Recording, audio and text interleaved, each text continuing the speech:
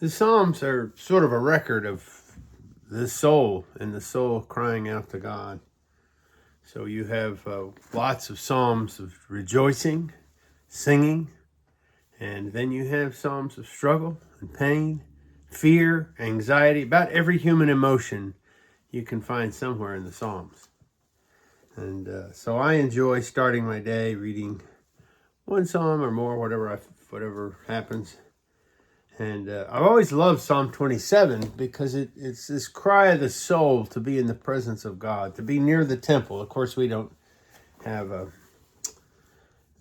we don't go to an actual temple, but it is the desire to be in His presence. One thing I've asked of the Lord, this will I seek, that I may dwell in the house of the Lord all the days of my life, to gaze upon the beauty of the Lord and inquire in His temple. So beautiful, beautiful expression of praise, but the very Psalms often that are expressing praise are often expressing struggle, pain.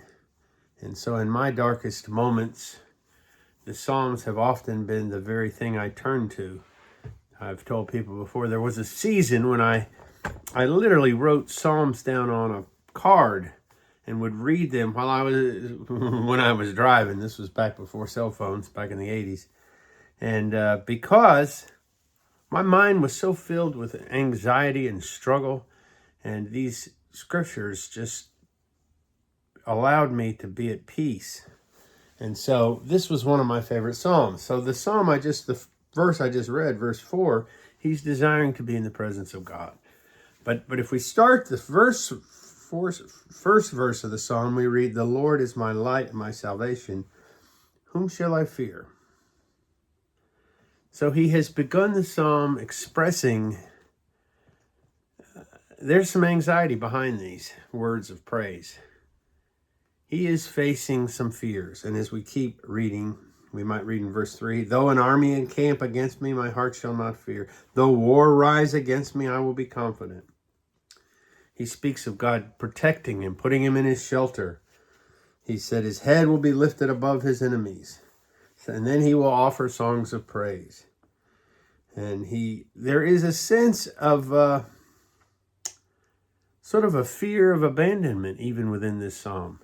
That he says, "Hide not your face from me. Turn not your servant away in anger. You who have been my help, cast me not off, forsake me not, O God of my salvation." So he's crying out to God not to forsake him. And then he says, "For my mother and my father have forsaken me, but the Lord will take me in." So there's that sense, that fear of abandonment.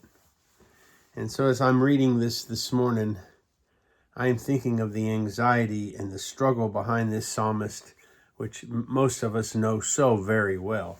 And of course, sometimes it's tangible physical enemies. Some people live in dangerous places, and they are very afraid of the enemies that surround them. Others may be afraid of people in different kinds of ways. Those who would come after them legally, financially, try to ruin their lives. Those who are in fear of being deported or sent away. There are all sorts of things people might fear, but it's not always a physical enemy. We fear other things. Many times, I think fear just can overwhelm us, and we begin to fear a lot of things. Fear of tomorrow, the unknown, fear of financial failure, fear of sickness. When I was in the 7th and 8th grade in health class, every time they mentioned a sickness and they described the symptoms, I would go home that day and think I had the symptoms. I was always afraid of being sick. And then when it turned out I had kidney disease, turns out it was bad, and there's been a lifelong struggle with it and causing other conditions. And yet, you know what? It was a wasted fear as a child. So there's all sorts of things we fear, some very real and some not so much. He says, "Give me not up to the will of my adversaries. False witnesses have risen against me. They breathe out violence." So this psalm that seemed like it was just a prayer of being near the presence of God is a desire to be near the presence of God because he's fearful. Now, as I read this, I know some people who might hear this want to have nothing to do with organized religion or church. And I understand that. And I am not, this meditation is not to get us into church. I myself, who served in various churches ever since the 80s, understand that completely, why people would not want to go to church. But God hears us wherever we're at. We can cry out to Him in our dark night. And I think the nice thing about finding communities of faith, no matter how small, you might find a community of people who can support you and pray with you and actually, in one way, manifest God's goodness to you. So the psalmist, he is surrounded by these anxieties. And listen to how he ends the psalm. And this is the kind of verse I would have written down. I believe that I shall look upon the goodness of the Lord in the land of the living. So here's hope. We're a people of hope. The Jews and the Christians across the centuries have been a people of hope who look to the future. And he ends by saying, wait for the Lord. Be strong. Let your heart take courage. Wait for the Lord. It is calling to a place of rest.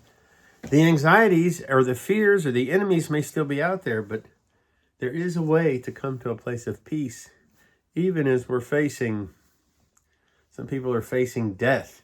Some people are facing so many different situations. And yet, there is a way of finding peace right in the middle of the valley of the shadow of death. I bless you today and just pray for the peace of God to cover you and fill you and renew your strength. Amen.